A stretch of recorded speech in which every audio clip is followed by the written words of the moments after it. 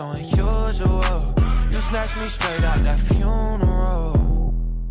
Ooh, I can't wait to see your eyes one day. I've been thinking about it, and it's a blessing just to think that I could think about it. I know some people been searching, and so they drank about it.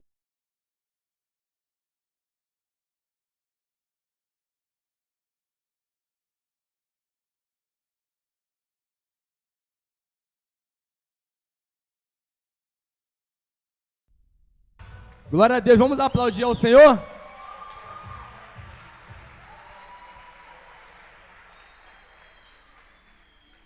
Glória a Deus. Isso aí foi um pouco do muito que Deus fez e nos proporcionou durante esses dias onde o mundo estava se entregando nos pecados. Muitos, infelizmente, perdem suas vidas, muitas famílias perdem o filho para as drogas, muitas famílias são destruídas com adultério, traições, e nós estávamos buscando a presença do nosso Deus naquele lugar. E não tenha dúvida, você pai, você mãe, de que todo investimento na vida espiritual do seu filho, não tenha dúvida que trará um resultado que vai ecoar para a eternidade dele. E talvez também, de repente, para a sua. Porque eu acredito muito que quando tem uma pessoa, basta apenas ter uma pessoa cheia da presença do Espírito Santo, incendiada dentro de um lar, o poder de Deus naquele lugar pode transformar toda aquela família. E o que eu vi é um dos maiores desafios, talvez, da liderança em proporcionar um trabalho desse, além de todos os trabalhos que envolve, né, a preparação, o durante, até mesmo o após. Quando nós estamos ali naquele momento e nós podemos ouvir esses testemunhos, ver pessoas, jovens, derramados na presença do Espírito Santo, chorando, se entregando, evidenciando dons, se divertindo. Conversei com o pai aqui mais cedo, falei, caramba, que alegria foi de ver aquele filho envolvido, um menino que era retraído, que era reservado, brincando, se divertindo, fazendo parte. Isso é a comunhão, isso é o Espírito Santo que proporciona. Então, não tenha dúvidas do que Deus irá fazer na vida dos seus filhos, né? E através da vida deles, que será algo que vai ecoar para a eternidade, em nome de Jesus. Amém? E vocês não imaginam o que se passa em cada mente, em cada coração. Cada jovem desse é um universo diferente do outro, com lutas, com dificuldades totalmente diferentes, e a níveis que você nem imagina. Tem jovens que se envolvem em tantas coisas, que se eu falar para vocês, é por isso que é importante você pai, você mãe, envolva o seu filho nos trabalhos da juventude, que infelizmente, muitas das vezes, a liderança da juventude tem que desfazer algumas coisas que infelizmente são ensinadas pelos pais, de maneira errada, princípios errados.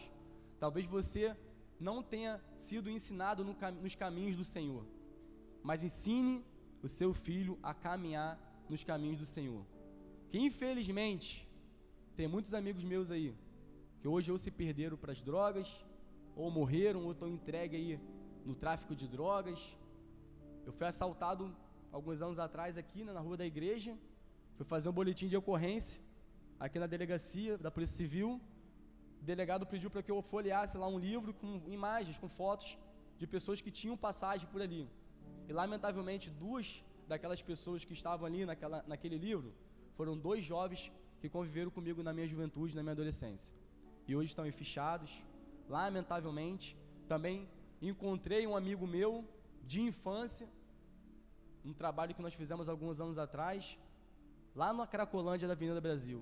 Infelizmente eu encontrei um amigo meu de infância lá. Então, ainda que eles não consigam em palavras expressar, né, que às vezes ficam até sem palavras, porque é justamente isso que o Espírito Santo faz na nossa vida, a gente não consegue. A Bíblia diz que se todos os feitos de Jesus fossem escritos em livros, não haveria livros no mundo que pudesse conter tamanha glória, tamanha graça daquilo que Jesus fez naquele tempo e hoje, imagina, há mais de 2000 anos atrás, através dos Atos dos Apóstolos, ou melhor, Atos do Espírito Santo, através da vida dos apóstolos e através das nossas vidas. Imagine se tudo isso fosse escrito em livros. Não haveria papel, livro no mundo suficiente para que nós pudéssemos registrar as maravilhas que Deus faz nas nossas vidas. Amém? E isso aí é algo que me impactou muito. Como líder da juventude, eu estou com meu coração em paz, alegre, feliz, incendiado, porque eu sei que o propósito foi cumprido. O propósito foi cumprido. Eu estava preocupado, né? Porque nós queremos que no primeiro dia o mover de Deus, ele já tome aquele lugar, as pessoas sejam impactadas. Mas é quando Deus quer, no momento que Ele quer, porque o vento sopra como quer. Não há como. No dia do derramamento do Espírito Santo, em Atos capítulo 2, foi de repente. E de repente, ouviu-se do céu um som, como de um vento impetuoso, encheu toda aquela casa. E todas aquelas vidas ali foram transformadas. A primeira palavra que eu ministrei para eles, no retiro, foi sobre a vida de um homem chamado Jacó, que uma vez estava passando por uma situação tão difícil, que ele se propôs a lutar com o próprio Deus. Se você for olhar a história de Jacó, você vai ver que no momento de dificuldade, talvez de maior angústia da vida dele, ele se encontrou com Deus, ele lutou pela bênção dele, e a vida dele foi transformada, o nome dele foi transformado, e mais incrível ainda, se você for observar, até o nome do local ao qual aconteceu foi transformado também, porque outrora o nome era Vale do Jaboque, ou melhor, Val do Jaboque, foi transformado para Peniel, que significa local de encontro com Deus. Então eu acredito muito que aquele sítio, Pôr do Sol, lá em Cabo Sul, foi um local de encontro com Deus para muitos, talvez todos esses jovens que estavam aqui, algo sobrenatural da presença de Deus. Eu fui transformado, e eu falei isso praticamente todos os dias daquele acampamento, eu falei isso praticamente todos os dias para aquele jovem, que em 2010, aproximadamente aí 13 anos atrás, eu fui incentivado a estar em um retiro de carnaval, retiro promovido pela Igreja do Nazareno de Mesquita, cujo tema era chamado Marcados, e daquele dia em diante a minha vida foi marcada, e a minha vida nunca mais foi a mesma. Eu creio muito, e eu falo isso de coração, que a vida daqueles jovens ali, depois desse retiro, nunca mais serão a mesma. Você pode ter certeza que o seu filho, que a sua filha, seu sobrinho, teve a vida transformada ali. E onde que eu quero, já numa breve introdução dessa palavra, não tenho muito tempo, eu gostaria de, porque é tudo muito lindo, né? Minha vida foi transformada, eu fui incendiado, e nós estávamos debaixo de um tema muito conhecido no meio profissional do Corpo de Bombeiro, aqueles que trabalham com combate a incêndio, que é o tetraedro do fogo. Talvez você que é dessa área, talvez você já deva ter ouvido falar sobre isso. Mas, ministro Felipe, o que seria o tetraedro do fogo? Qual o propósito do retiro ter um tema chamado incendiados? Nós fizemos algumas ministrações, cada ministrador falou sobre um elemento desse tetraedro do fogo que é responsável para que algo entre em combustão e permaneça em combustão. Uma vez que para que algo entre em combustão, é necessário que 4 coisas aconteçam, ou melhor, é necessário que haja 4 elementos. O primeiro elemento é o combustível, o segundo elemento é a temperatura necessária para que aquele combustível entre em ignição, a terceira é o comburente, que é o oxigênio que está presente em toda a nossa atmosfera, e o quarto é a reação em cadeia, que faz com que aquela chama permaneça em chamas. E cada elemento desse tetraedro do fogo, ele tem uma representação espiritual. O combustível, nós entendemos que é a nossa própria vida. A temperatura de ignição, nós entendemos que na ciência, temperatura significa que é o grau de agitação molecular. Então nós entendemos que para que algo entre em combustão, é necessário que aquele algo, ou aquela substância, aquele combustível, as células daquele combustível, daquele material, é necessário que haja um agitamento. Então para que algo entre em combustão, é necessário que haja algo mudando dentro da própria pessoa. É simplesmente você entrar por essas portas e você começar a fazer algo que você nunca fez. Porque de repente muitos aqui nunca experimentaram do poder e da graça do Espírito Santo. Mas a palavra que eu quero deixar para você nessa noite é que é necessário que algo aconteça na sua vida de você, de dentro para fora. É necessário que você se agite, é necessário que você faça algo que você nunca fez antes.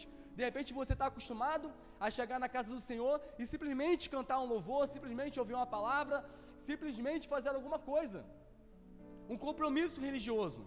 Mas eu te convido, eu te incentivo, a partir do dia de hoje, porque eu creio que Deus ele pode te incendiar aqui nessa noite. Eu creio que o poder de Deus já está tão presente nesse lugar, que já tem pessoas aqui entendendo e já estão incendiadas. Não somente os nossos jovens que viveram esses dias, mas é necessário que algo seja, que você faça algo, que você comece a clamar, que você comece a buscar. Os apóstolos, ou melhor, os discípulos de Jesus, em Atos capítulo 12, eles estavam reunidos num só local, no mesmo propósito, debaixo de uma promessa, debaixo da obediência, e eles não estavam ali à mercê de si mesmo, eles estavam esperando a promessa, eles estavam clamando, eles estavam orando, eles estavam fazendo algo, e de repente, o outro elemento para que haja combustão é o oxigênio, e nós vamos entender, através da tradução do hebraico, que a palavra ar, ou melhor, ruach, significa espírito, significa ar. Então eu entendo, posso fazer um paralelo do oxigênio que está aqui à nossa volta, à nossa disposição.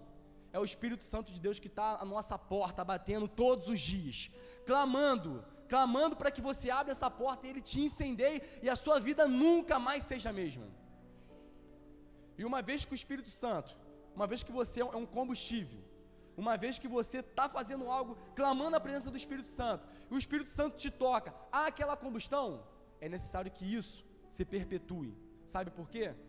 Porque muitos têm experiências, mas uma experiência apenas não é o suficiente para salvar uma vida. E um dos meus maiores propósitos nesse acampamento, não simplesmente ministrar a outros, mas eu também pedir a Deus, eu preciso ser renovado.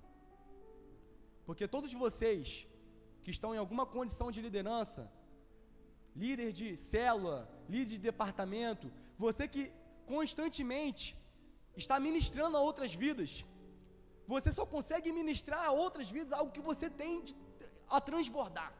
Você não consegue ministrar a outros aquilo que você não tem. Ah, ministro, mas eu estou ministrando e eu estou vazio. Então tome muito cuidado que você está à beira da morte e você não sabe. Porque dos entendimentos que nós entendemos na palavra de Deus, e o apóstolo Paulo ele falou sobre o homem natural, ele falou sobre o homem carnal e o homem espiritual. O homem carnal é aquele que está, o homem natural é aquele que está nos seus delitos e pecados muito longe do Senhor. O homem carnal é aquele que já entendeu, está convivendo no meio dos irmãos. Eu até ouso dizer que essa pessoa pode até ser salva, respeitada determinadas situações que eu vou falar mais à frente. E o homem espiritual é aquele que nasce de novo. E uma vez, um homem chamado Nicodemos, ele foi ter com Jesus, e ele chegou até Jesus e perguntou: mestre, o que eu preciso fazer? De repente você está aqui nessa noite sem entender muita coisa, e você possa estar fazendo a mesma pergunta que Nicodemos fez para Jesus: mestre, o que eu preciso fazer para herdar a vida eterna? Jesus ele responde para Nicodemos: Nicodemos, é necessário que você nasça uma segunda vez. Nicodemos ele responde para Jesus, talvez de uma maneira até infantil, e fala: Senhor, porventura, poderia eu, depois de velho, voltar ao ventre da minha mãe e nascer por uma segunda vez? Jesus ele se decepciona com Nicodemos e diz: Nicodemos, tu és mestre em Israel, tu é aquele cara que ensina nas sinagogas, você faz parte do poder político de Israel, você é um dos doutores da lei, e você não entende isso. Em verdade vos digo, que quem não nascer da água e do Espírito, de maneira nenhuma herdará o reino dos céus. E na medida que eu estava preparando a ministração, interessante que eu já estava com a ministração praticamente toda pronta, e repentinamente o esboço do meu sermão que estava dentro da minha Bíblia sumiu. Eu procurei em todos os lugares daquele sítio, eu até revirei lixo para eu tentar achar aquele papel com as coisas que eu tinha escrito, o que Deus tinha, ou melhor, aquilo que eu achava que Deus tinha me falado para falar. Porém, eu perdi aquele papel e tive que reconstruir a mensagem toda de novo. Me isolei no local do sítio, um pouco distante de tudo e de todos, estava de óculos escuros, o pessoal estava até rindo de mim, estava com óculos da Letícia, um óculos laranja, com boné, fone de ouvido, mas só Deus sabe o que eu estava vivendo naquele momento. Deus, ele naquele momento ali, ele pegou meu coração de uma tal forma que eu não consegui conter as minhas lágrimas. E a única coisa que Deus ministrava no meu coração era: qual é o propósito de todas as coisas? O porquê de que nós empenhamos energia, tempo, muitas das vezes até dinheiro, porque eu perdia as contas de quantas vezes eu tive que tirar do meu próprio bolso e financiar lanche da minha célula. Eu até brinco com os rapazes do meu grupo de comunhão, que se eu fosse colocar na ponta do lápis, eles teriam que me pagar até a volta de Jesus.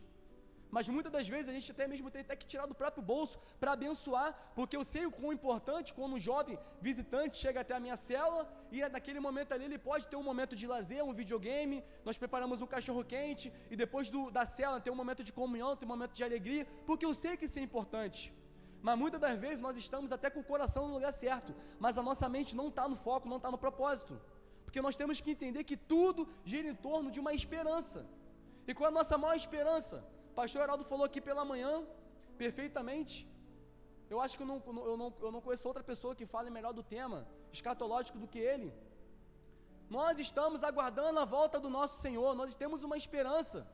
De repente você chegou aqui com a sua família destruída, de repente você chegou aqui doente, de repente você chegou aqui com a tua vida arruinada. Deixa eu te dizer uma coisa, isso é tudo passageiro.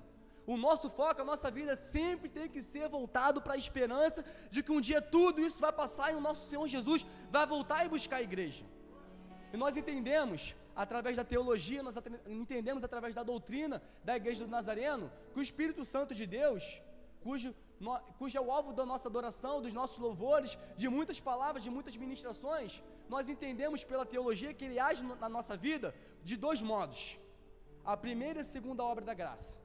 A primeira obra da graça é a obra que o Espírito Santo faz na minha e na sua vida no momento que nós nos arrependemos, porque ninguém por si só consegue ter o entendimento completo de que é um pecador, de que precisa de Jesus. É necessário que antes o Espírito sopre no seu coração, ele fale no seu coração e você seja convencido, porque ele é aquele que convence do pecado, da justiça e do juízo. Uma vez que ele fala ao seu coração e você levanta suas mãos e você entrega a sua vida para Jesus e você é batizado nas águas, meu irmão, minha irmã, naquele momento você já está sendo salvo. O processo de santidade começa ali, porque a Bíblia diz que, ou melhor, a nossa doutrina acredita que no momento, e é uma doutrina baseada na Bíblia, tá, gente? Eu não estou pregando aqui teologia, eu estou pregando a teologia bíblica e a teologia sistemática simultaneamente, porque é o que a gente crê. É a Igreja do Nazareno.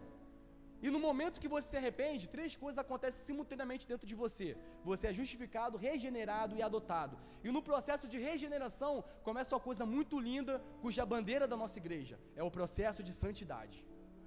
Que uma vez que você está morto nos seus delitos e pecados, você pode tentar entender com seus olhos espirituais que as suas vestes estão imundas, porque o pecado tem o poder de deixar a pessoa na imundície. De repente, se nós pudéssemos entender isso de maneira espiritual e contemplarmos as nossas vestes nessa noite, muitos aqui, para a honra e para a glória do nosso Deus, estariam com as suas vestes brancas, aguardando o noivo. Porém, infelizmente, muitos chegam aqui com as suas vestes sujas. E no momento que você entrega a sua vida para Jesus e se arrepende, nesse momento Deus ele te dá outras vestes. A limpeza do teu coração é o processo de santidade inicial. Quando Jesus diz para Nicodemos, é necessário que você nasça da água. O que Jesus está dizendo para Nicodemos? É necessário que você se arrependa e você passe pelo batismo. É necessário arrepender, igreja. Não basta vir para cá, fazer alguma coisa, não basta vir para a igreja, cantar, pregar. Se você estiver fazendo tudo isso em pecado e não se arrepender, vai chegar no dia do juízo. Um dia nós vamos estar diante de Deus. E talvez muitos vão dizer: mas Senhor, em teu nome eu expulsei demônios, eu curei, eu profetizei. Senhor, em teu nome eu estava na igreja do Nazareno de Edson Passos e eu era um líder de célula. E talvez a minha célula, Senhor, era a célula que mais crescia naquela igreja. E infelizmente, muitos vão vir. Eu creio que daqui não, em nome do Senhor Jesus. Mas muitos vão vir: apartai-vos de mim, malditos, porque eu não vos conheço, eu não te conheço. Você achando que Deus te conhece porque você faz e acontece. Só que Deus ele não está vendo simplesmente o seu trabalho, ele está vendo a sua santidade. E quando Jesus fala para Nicodemos que também deveria nascer do Espírito, Ele está falando, não é suficiente você se arrepender. Porque para que você continue na minha presença, é necessário de uma outra ajuda que você não tem, que é a do meu próprio Espírito. Porque Jesus, no momento que ele estava conosco na terra, com os discípulos, o que ele fez? Ele andou com os discípulos, ele curou, ele ensinou, ele discipulou. No momento que Jesus fala que ele vai ter que morrer, porque é o propósito, um dos discípulos traz Jesus. De repente Judas ali, muitos acreditam, muitos teólogos acreditam que foi naquele momento que Jesus se decepciona, porque Judas estava esperando um rei, aquele que ia se assentar ao trono de Israel e trazer de volta a soberania de Israel. E naquele momento que Jesus morre, o que acontece logo em seguida? Os discípulos se apartam, se afastam, se separam. E gente, é um princípio muito importante espiritual. Quando isso acontece, é impossível permanecer no propósito sem um Deus do propósito. No momento que Jesus ele morre, as pessoas voltam a fazer os trabalhos. Aquele que pescava voltou a pescar, aquele que tinha que ficar em casa voltou a ficar em casa. Mas Jesus, antes do Espírito Santo descer, ele deixa uma promessa. Ele fala, calma, que eu não vou deixar vocês sozinhos. Antes eu vou mandar o outro Consolador, e eis que eu estarei convosco todos os dias, até a consumação dos séculos.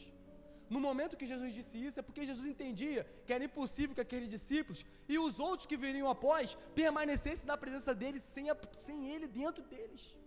Isso é muito sério. E onde eu entro na mensagem de hoje, eu não vou ler o texto, não vou pedir para que vocês leiam o texto, mas a parábola das 10 virgens, ela conta perfeitamente essa ilustração. Porque o maior problema, talvez, na vida de um cristão, não é o momento que ele se converte, não é o momento que ele é batizado com o Espírito Santo, é o momento que depois que ele é batizado com o Espírito Santo, ele está esperando a glorificação, que é quando Jesus vai voltar e nós vamos encontrar com ele nos ares e tudo se fará novo. Talvez o momento mais difícil da vida do cristão é esse processo. Por quê? Vamos para o texto. A Bíblia diz assim: então o reino do céu será semelhante a 10 virgens, que pegando as suas lamparinas saíram a encontrar-se com o noivo. 5 delas eram imprudentes, e 5 delas eram prudentes. As imprudentes, ao pegar as suas lamparinas, não levaram óleo consigo, mas as prudentes, além das lamparinas, levaram óleo consigo nas vasilhas. E como o noivo estava demorando, todas ficaram sonolentas e adormeceram. Mas à meia-noite ouviu-se um grito: eis o noivo, saia ao encontro dele. Então todas aquelas virgens prepararam as suas lamparinas, e as imprudentes disseram às prudentes: dai-me um pouco do vosso azeite, porque as nossas lamparinas estão se apagando. Mas as prudentes responderam: não, porque vai faltar para vocês e para nós. Vá antes aqueles que vendem e compre óleo para vocês. E saindo elas para comprar, chegou o noivo, e eis que as que estavam preparadas entraram com eles para a festa do casamento, e fechou-se a porta. Mais tarde chegaram as virgens imprudentes, dizendo: Senhor, Senhor, abra-nos a porta para nós. Mas o noivo respondeu: em verdade vos digo, eu não vos conheço. Vigiem, porque vocês não sabem nem o dia e nem a hora. A parábola das 10 virgens representa muito bem a situação da igreja, a situação da igreja no momento do juízo final. Se você for entender, a palavra que diz que elas eram os 10 virgens, as 10 virgens estavam preparadas para encontrar-se com o noivo, as 10 virgens tinham a sua lamparina ali incendiada, iluminando o caminho, porém só 5 delas tinham um azeite extra. O que eu entendo com isso, ministro Felipe? Uma vez que todas elas eram virgens e todas elas tinham as suas lamparinas, se o noivo volta naquele momento, todas eram salvas.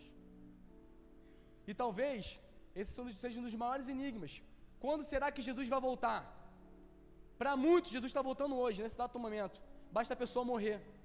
Ninguém quer ninguém quer morrer agora. Todo mundo tem os sonhos para conquistar, quer viver muito. Eu, particularmente, eu quero viver bastante. Eu quero ver meus netos, eu quero ver meus bisnetos. Eu quero ver o fruto do meu penoso trabalho.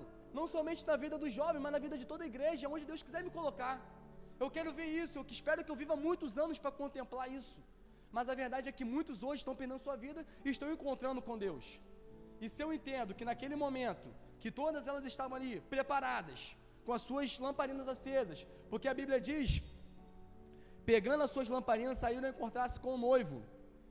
5 delas eram imprudentes, ao pegar suas lamparinas, não levaram óleo consigo, mas as prudentes, além das lamparinas, levaram óleo consigo nas vasilhas. Para que serve a lamparina, gente? Vamos entender aqui de maneira simples. Ministro Felipe, para que serve uma lamparina? Serve para iluminar o caminho. Mas qual caminho é esse? Não é um caminho comum. Não é apenas um caminho qualquer, é o caminho do noivo. E o que é necessário para que a lamparina esteja constantemente em combustão, constantemente iluminando? É necessário o azeite. Ministro Felipe, está começando a complicar, está começando a falar elementos aí, deixa eu explicar para você. O azeite é o próprio Espírito Santo na sua vida. Muitos, uma vez já testemunharam do poder e da graça do Espírito Santo na própria vida, mas num determinado momento da vida, assim como elas adormeceram, ao tardar-se o noivo, ao demorar o noivo, todas ficaram sonolentas e dormiram. É natural, porque nós somos humanos e nós passamos por momentos de humanidade, e muitas das vezes nesse momento de humanidade seja onde que nós vamos enfraquecer, vamos dormir, vamos desanimar, mas vai chegar um momento, gente, vai ser repentino. Eis o noivo, sai ao encontro dele, e aquelas que estavam preparadas conseguiram encontrar-se com o noivo. E eu, ao preparar a minha mensagem, olhando para a vida daqueles jovens, Deus ministrou profundamente no meu coração. Felipe, é muito importante ser cheio do Espírito Santo, porque eu quero usar a sua vida, eu quero usar a vida de todos esses jovens, para que através do Espírito Santo na vida deles, eles vão e pregam o Evangelho, assim como os meus apóstolos pregaram. Porque a condição de sair de Jerusalém e ir por toda a Judéia e Samaria até os confins da terra, era simplesmente depois da promessa do Espírito Santo, porque nós entendemos que sem o Espírito Santo nós não podemos fazer nada. Sem o Espírito Santo nas nossas vidas, nós não temos poder e autoridade para pregar para outras pessoas. Mas, ministro Felipe, não é somente isso não é o mais importante, você pregar para outros. A Bíblia fala que o que adianta eu ganhar o mundo inteiro e perder a minha vida? O que adianta a sua célula ter mais de 100 almas e você está vivendo no pecado, você está indo para o inferno? Não adianta. Deus ministrou no meu coração e falou, muitos desses jovens, o problema não é o agora não, agora eles vão ser incendiados, eles vão testemunhar, o problema é a constância após tudo isso. 1 ano, 2 anos, 3, 5, 10, 15, 20, toda uma vida. Me fala, como se vive toda uma vida? Muitas das vezes, abandonado pelos pais, se envolvendo em prostituição, homossexualismo, satanismo. Se assuste não se iluda, isso acontece. Pornografia, maledicência, tudo isso no meio dessa trajetória vem tentando apagar a chama do Espírito Santo na nossa vida. De repente uma doença, de repente uma dificuldade financeira, de você chegar na tua casa e você clamar, Senhor, por que eu não tenho nada? Por que na vida do meu irmão acontece, na minha vida não acontece? Me explica como que é possível uma pessoa sem o Espírito Santo passar por tudo isso e permanecer firme. É impossível. Porque é o Espírito Santo que no momento de angústia, você vai dobrar os seus joelhos e você não vai sentir sozinho. Você não vai se sentir sozinho, porque Ele é o Deus Emanuel, é o Deus conosco. Ele vai passar no vale contigo. Você não está sozinho, você não está sozinha. Deus se preocupa com o seu sofrimento. Deus se preocupa com a sua angústia. Deus se preocupa com as suas lágrimas. Deus se preocupa com as suas dificuldades. De repente, irmão, igreja mais madura, adulta, de repente as suas dificuldades são diferentes das dificuldades da nossa juventude. Quando eu era mais jovem, as minhas dificuldades, muitas das vezes, era resistir à tentação de que por muitas vezes eu recebia convite de ir para locais, mulheres querendo ter relações sexuais comigo, drogas sendo apresentada, porque essa é a realidade de um jovem, essa é a realidade que é apresentada nas escolas e nas universidades, mas uma vez que eles saem desse contexto, outras dificuldades são apresentadas, assim como Pedro, que no momento que ele pula do barco, ele começa a caminhar sobre as águas, ele olhou para a sua direita, olhou para a sua esquerda, esquecendo do foco que era Jesus, ele começou a submergir. Se nós perdemos o foco, se nós perdemos o Espírito Santo na nossa vida, nós vamos submergir. E o que aconteceu com aquelas virgens? Naquele momento, eu já encerro falando isso, eu gostaria até de convidar o Ministério de Louvor para se fazer presente aqui. Naquele momento que elas dormiram, chama do Espírito Santo era o óleo, o azeite foi se queimando, foi se queimando, foi se queimando. Chegou o momento que as lamparinas apagaram. Lamparina apagada não ilumina o caminho do noivo. Sem a presença do Espírito Santo na tua vida, no meio do caminho a pessoa se perde. E eu falo para vocês aqui nessa noite, e para todos esses jovens que já ouviram um pouco dessa ministração no retiro, é o dia após dia. A palavra de Deus diz que a vereda do justo é como a luz do sol, que vai brilhando mais e mais até ser dia perfeito. Então, não é suficiente você apenas se arrepender, não é suficiente você apenas se batizar nas águas, não é suficiente você apenas ser batizado no Espírito Santo, mas é necessário que você comece a viver o profundo e o escondido, é necessário que você comece a buscar, é necessário que você comece a acordar pelas madrugadas e começar a clamar pela presença do Espírito Santo na sua vida, é necessário que você que não lê a palavra, que você a partir do dia de amanhã estabeleça princípio de você estar lendo um pouco a cada dia, é necessário que você que não tem um costume de orar, comece a clamar, comece a estabelecer momentos de adoração, momentos de oração, é necessário que aqueles que não têm o costume de jejuar, comece a estabelecer princípios espirituais importantíssimos para que você permaneça salvo, porque um dia, eu não sei se hoje, eu não sei se amanhã, eu não sei se daqui a 1000 anos, mas vai chegar o dia, que nós, assim como a Bíblia fala, que o que sai do Oriente se mostra ao Ocidente, todo olho verá, o nosso Senhor Jesus voltando, com poder e grande glória para buscar a sua igreja, e não haverá mais pranto, não haverá mais dor, não haverá mais tristeza, não haverá mais angústia, não haverá mais doença, não haverá mais nada, tudo que é de ruim nesse mundo, proveniente do pecado, tudo vai ser arrancado e tudo se fará novo, nós vamos contemplar a glória, a presença de Deus, todos os dias da nossa vida, irmão, porque Ele é poderoso. Eu convido você a ficar de pé nessa noite.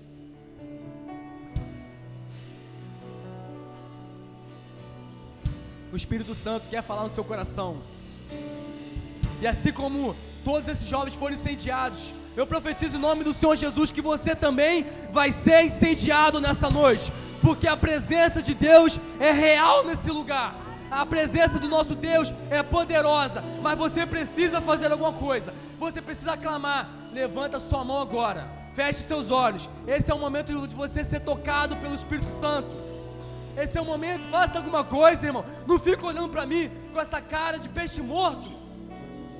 O Espírito Santo quer tocar na sua vida nessa noite, feche os seus olhos, clame, convide a presença de Deus para inundar o seu coração em nome do Senhor Jesus.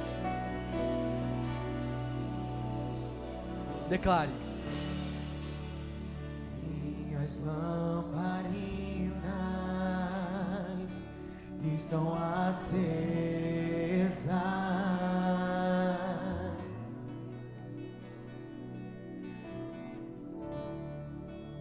só estou esperando o barulho dos seus passos em direção à porta.